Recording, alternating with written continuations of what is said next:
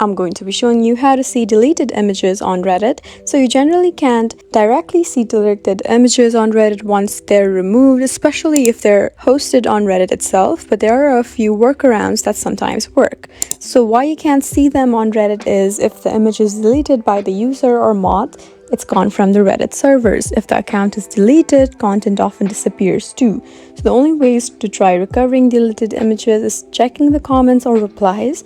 Sometimes users repost the image in comments or someone shares a mirror link. You can also use cache and archive sites. There are also some tools like Wayback Machine, which is an archive website, and you also have Google Cache.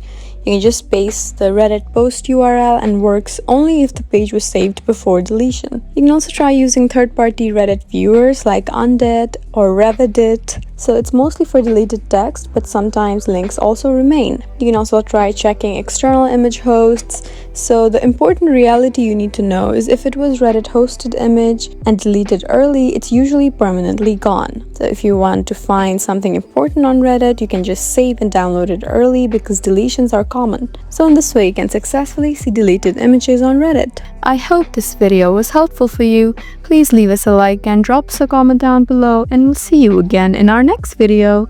Thank you for watching.